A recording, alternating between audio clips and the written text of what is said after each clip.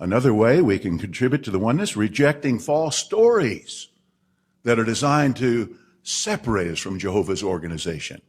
As an example, think about the apostate-driven lies and dishonesties that Jehovah's organization is permissive toward pedophiles. I mean, that is ridiculous, isn't it? If anybody takes action against someone who would threaten our young ones and takes action to protect our young ones, it's Jehovah's organization. We reject outright such lies. Now, do you recognize, Mr. Jackson, and in asking this question, let me make it clear, I'm not suggesting it's peculiar to the Jehovah's Witness organization. There are many, many organizations in this position.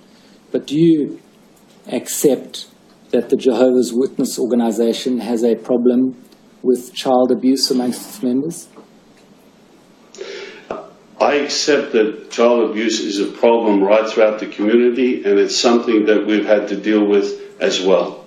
Hello, everybody. Howdy. We're back. Yes. And as you guys saw in the two opening clips, when these pumpkin heads made these statements, they knew full well that stuff was already being leaked on the internet. These guys are so full of themselves. Well, they delusions of grandeur because they're calling themselves basically the right hand of God. Yeah, the faithful slave. The faithful slave. And the sad thing is that a lot of you now know that we were granted Atlantis' files. And Kim's been going through them, and as the title of this video is suggesting, we're going to expose some stuff about the Brazilian branch. And if this idiot right here, Let, and the other idiot are trying to defend the clean organization, they got another thing coming. Well, in fact, I was in recent contact with the Pimo elder, and he was telling me how disgusting it is to hear these guys say these type of things from the platform and gaslight the members, because he knows for a fact that between his congregation and a neighboring congregation, there's at least 6 pervos, and many of them are elders. So this problem is much worse than any of us even knew and thought of. And I was talking to the person on the phone this morning and telling them another file I had found regarding the Brazil branch. And she said that years ago, a girl had confided in her that she was being abused by an elder. And guess what? The elder fled to Brazil. So is this one of the pervos that reoffended when he was in Brazil? Because what I found in Atlantis' files, and I just wish he knew what his files were doing and how much they're going to help everybody. I know, I get emotional, but I just wish he knew. Actually, I think he knows. He knows. I think he knows. He hasn't left us. But this is disgusting. This is disgusting. And I immediately sent this to the investigators because it's like, you want to know worldwide a pattern of them hiding CSA? This is it. And what's interesting is this wasn't in the CSA file that was at the top of the external drive that Petra sent me.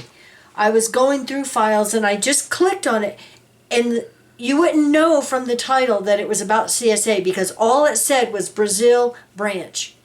And so I opened it and I'm like, holy crap. So I want to show you. Letterhead, Brazil branch, October 2nd, 2014. Now at the top there is a blue note, like what they like to add to elders' letters, and they've even done these blue notes in the digital online of the elders' manuals. Brazil, we are currently reviewing these types of matters and will keep your suggestions in mind. Thank you, Service Committee. February 22nd, 2016. But this letter is dated Brazil Branch, October 2nd, 2014. Service Committee, Local Needs Parts on CSA. Dear brothers, as foretold in the Bible, the last days have been marked by individuals with wicked attitudes that go from bad to worse. Yes, you do. Yeah. This is seen in a rise in the number of cases of CSA reported in our branch territory. Now remember, this is only the Brazil branch. This was the disgusting part and very disturbing. In the last service year, now remember, this is a 2014, so the service year would have been 2013. from September 2013 to August 2014. And this was in October, so it was the month after the end of the service year, okay? In the last service year, we recorded 160 cases of molestation and the number of calls received regarding CSA, some of which involving brothers taking the lead in the congregations, has increased significantly. Let that sink in for a minute. So you effing liar. This is coming from the branch in Brazil. We're not telling stories. You're gaslighting everybody like the pumpkin heads you are. Yeah, 160 cases in 1 year that they know about. That was reported. Yeah, those are only the ones that were reported. What about that girl? You know, they don't report anything. You know, in our old congregation in Cottonwood, there was a case. And guess what? The elders got the pervo out of jail on their own, Recognizances. Yeah. And guess what? The mom and two girls were threatened with disfellowshipping if they said anything. Gee, I wonder why those girls are no longer in the Jehovah's Witness organization. Okay, I go on. With a view to preventing future cases, we have considered the following possibilities. Preparing local needs parts, alerting parents to their responsibility of providing adequate direction for their children in this matter, and alerting young ones to the precautions that they themselves must take. Oh yeah, blame the parents and put it all on the parents. Put it on the parents and the child. See, this is what these pumpkin heads do. Now, for those of you that don't know, there was a Caleb and Sophia cartoon years ago that was talking about bad people. Children, Jehovah wants you to be happy and keep you safe. But some people want to do bad things to you. So Jehovah gave you a conscience. It's like an alarm system that helps you to know right from wrong. It will protect you from danger. So, Mom and I will help you test your alarm system. Ready? What if someone tells you something that makes you feel uncomfortable or scares you? What do? I'm not sure, but that's weird. Stop. Very good. Tell them to stop it. And you tell Mom and Daddy. No matter what someone tells you, never keep a secret from us. What if they ask you to do something that makes you feel uncomfortable? I would say no. You're right. You should say no and walk away. What if they try to touch you where they shouldn't? I wouldn't let them. I'd get out of there. Good, Caleb. Even if it's an adult you know and trust, you should say no and run away. And basically hinting at the serious pervo problem they have in their organization.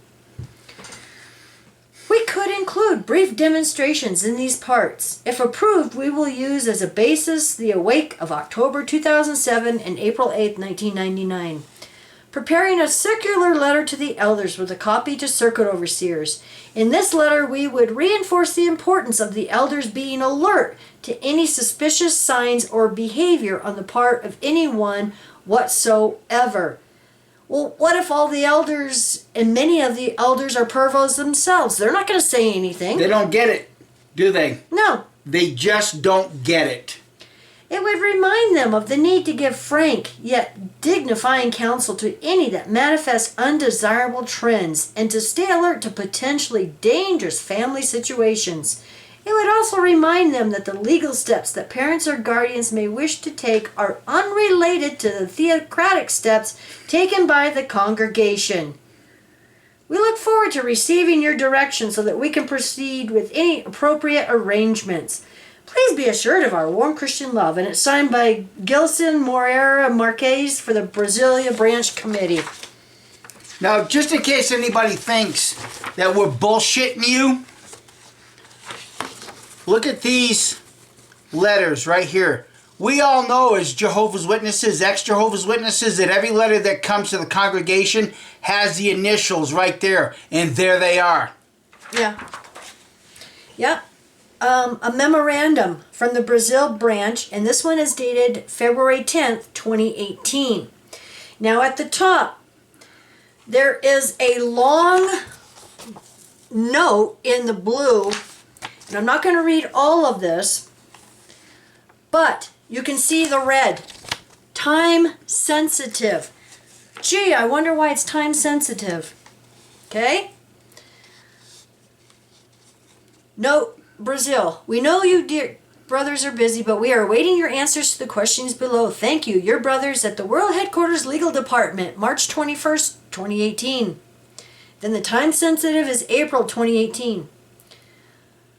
After consulting with the coordinators committee, we provide the following approved comments and our legal opinion. So, lawyers in the United States are giving advice to the branch in Brazil. Are they familiar with all the new laws?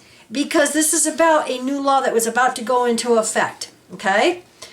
Time sensitive. Federal law on reporting CSA becomes effective in April 2018. That's why the urgency and the time sensitive. Okay? We have reviewed the translated portions of the new law that you provided. We agree that it appears to require anyone, including elders, with knowledge of an allegation of CSA to make a report to the police or other appropriate secular authorities. However, please consult with your legal department and send us their answers and comments to the following questions. Number 1, are there any exceptions in the new law or your other laws to the reporting requirement in the new law? Oh, so right away they're looking for an out.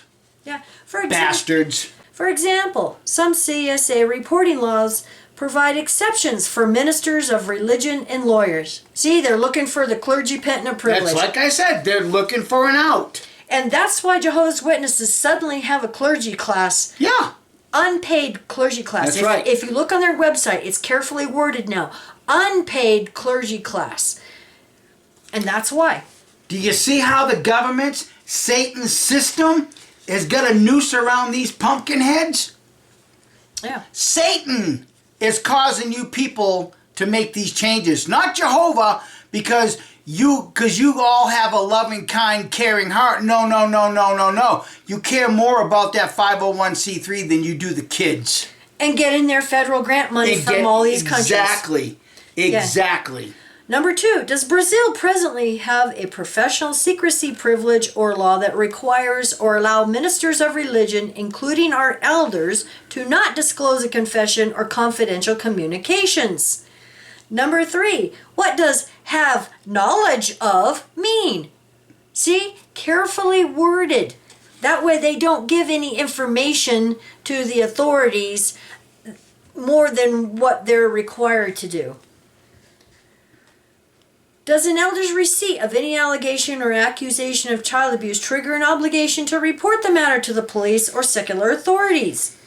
Since this new law will soon go into effect in April, as soon as possible, please also send us your recommendations on what legal reporting advice your legal department should give to elders who call the branch starting April of 2018 to report that they have received an allegation of CSA. Okay, then the memorandum, Brazil branch, February 10th, 2018. World Headquarters Legal Department, legal obligation to report cases of child abuse to the authorities. Dear brothers, we write at this time to consider the legal obligation in Brazil to report cases of child abuse to the authorities and to inform you of a new federal law regarding child abuse. Okay, then they are talking about the circular letter that was sent to all elders protecting minors from abuse. They even got it here in the United States. There is nothing in Brazilian legislation that obligates citizens to report crimes, even in cases of child abuse. There are incentives to do so, but these do not constitute a legal requirement. See, they found a loophole. Yep. Yep. And I'm not going to read all of this because there's 4 pages of them going through everything and descriptions. But I am going to go over to page 2. For this reason, our legal department has furnished the following legal advice when elders report cases of CSA in harmony with the direction in the circular letter of September 1st, 2017. Number 1, if the case came to light when the victim was an adult. In this situation, there may be no legal obligation for the elders to report the matter to the authorities since the victim himself is able to take any legal measures he deems appropriate, and he is informed by the elders that he has the right to do so. Number 2, the case came to light when the victim was still a minor. In this case, usually the elders make sure the parents or legal guardians are aware of the matter. If so, the parents or legal guardians have the obligation to take measures to protect the victim, so they put it on the parents. They would be the ones who would be held legally responsible if they failed to take action to protect the minor. Well, what about all of the elders who know about a pervo in the congregation and they don't warn the parents ahead of time? Well, do you trust Jehovah's appointed elders? Jesus does. They're like a shelter from the windstorm. Yeah, your elders are a shadow or a cool place in a rocky crag. Do your people see the bullshit that they can get when they rely on the Bible and Scripture? They can twist it any way they want, and yet the elders are the ones that work with these kids, especially out in service. And we know that this is when a lot of this happens. Yeah. Number 3, the case has come to light, the victim is still a minor, and nothing is being done to remove the victim from the situation of risk. The parents may be negligent or even responsible for the abuse, or the victim does not have parents or legal guardians that are capable of protecting him. In this situation, our legal department may recommend that from a legal standpoint, the recommended action is to report the matter to the authorities, so as both to protect the victim and to protect the organization from potential legal action. Now, bear that in mind. Pardon me. Earlier, they stated that if the person is an adult, that they could go to the authority and report the matter. But they did not say, if you do it, you bring reproach on Jehovah's organization, we're going to have to remove you. But right here, they're saying and doing everything they can to protect the organization. And that would include just fellowshipping anybody who does go to the authorities. The matter is then presented to our service department, which will consider whether or not to follow the legal advice given. In certain situations, the branch committee or even the World Headquarters Legal Department may be consulted before the branch provides direction to the elders. There are other situations that do not fit the above, since they do not follow the standard pattern, and before providing direction to the elders, it is our procedure to consult the World Headquarters Legal Department, but the vast majority of cases occur as above. In general, we try to avoid a situation in which the elders are considered as having committed a relevant omission, and we always make sure that the victims are safe from the situation of risk. And the law in Brazil was to become effective April as of 2018. And then down at the bottom of page 3, it says, with this article, we now have in Brazil the legal obligation to always report cases of CSA to the authorities. According to the legislation, knowledge of the fact is all that is needed to make one responsible to report such cases. Once again, the law did not stipulate a punishment for those who fail to comply. However, failure to comply could be the basis for a suit for damages in the civil sphere or could constitute a relevant omission since now the duty to act is explicitly stated in law.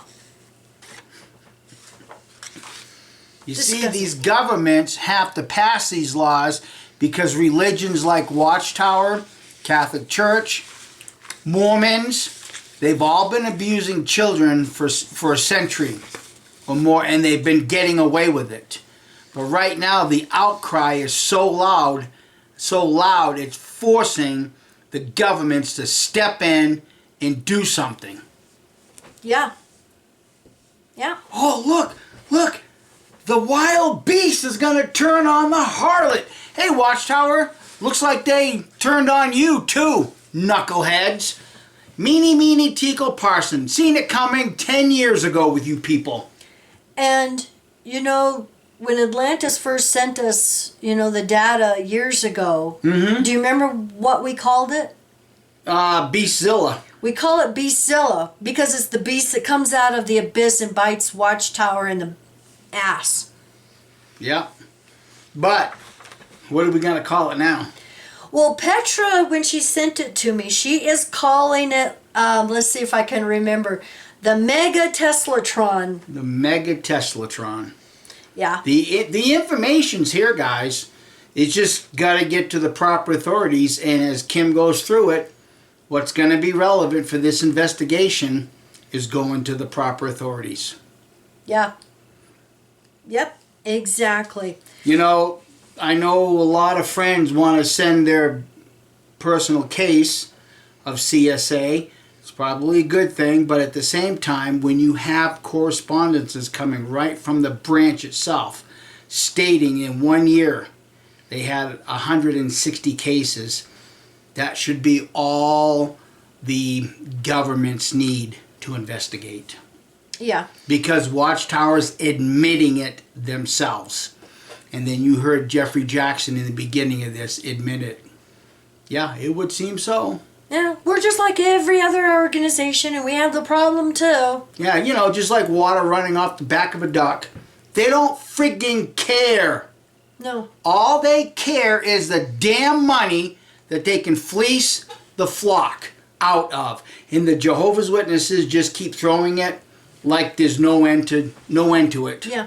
And they can print in their Watchtower that elders, you know, contact the authorities all they want. But we know that ever since that article came out, that is a lie. Yep. We know because PMO elders are telling us that they have to secretly go report these cases, you know, anonymously. Yep. Because if the elder body finds out what they're doing, guess what? There's a witch hunt that starts against them for doing the right thing. That is what is so disturbing. And that is what is making some of these elders sick. This is what is waking up some of these elders and turning them into PMOs. But they are doing the right thing in the eyes of their god, Satan. Satan is the father of the lie. And you heard the lie come right out of Let's own mouth. Well, I clarified that yesterday. Satan may have, they say Satan may have been lying, but was he using theocratic warfare? Yeah. And I just want to mention that when we were talking about the pyramids, yes, we know that it's, everybody is saying it's fake news now. We know about that, so thank you. That's why I said what I said yesterday. If that's all Egyptian technology and the Egyptians did that, the best they have is for a war weapon is a chariot and bow. Give me a break. Well, I know LiDAR is really good for looking underground at a lot of these ruins. They've been using it in South America with the Mayan civilization. Yeah, to pierce through the treetops. Oh yeah, they have found so much. And I did see a documentary from a real Egyptologist and said that using LiDAR and satellite, that's what archaeologists are doing now. But they have found bases of more pyramids in the desert there in the Giza area in northern Egypt. But they just haven't had time to go dig them up yet. Yeah. Well, like I said, the best they could come up with is chariots and bows. Yeah, right. Well, I was going to mention, but this LiDAR only goes so deep. You know, Right. they're claiming this is what, 2 miles deep or something like that. I don't think. Twice the height of the Empire Yeah, I State don't Buildings. think the satellite and the scans and stuff are that good yet. Maybe in the future, but Well, there again, you know, when you look at those screens and all those blips and all those colors coming back at you, that's just a man's interpretation of what's underground. Until they can really define how that's interpreted and use other provable scientific examples that this is how this ground penetrating system works, then we might have a little bit more of a basis to look and say, yeah, whoever created this was ingenious, but it wasn't the Egyptians. and the link I put in the video, link to the video in yesterday's video, where the Greg Braden. Braden and Andrew Collins were talking about the tunnels. That I do believe, because, you know, they even mentioned that they took all of their findings and gave it to the Egyptian antiquities, and shortly after that, Hawass was seen going, you know, down into the tunnel. So, you know, there are some tunnels, and I do know the tomb of Osiris is like between the Sphinx, like right behind the Sphinx, and, you know, in front of that pyramid. So there are some strange anomalies. Yep. So anyway, thank you everybody for your phone calls and emails. My goodness, it's been a busy couple of days, let me tell you. So we appreciate all of you so much, and just know that we love you and hope you have a wonderful rest of the week. Bye. Bye.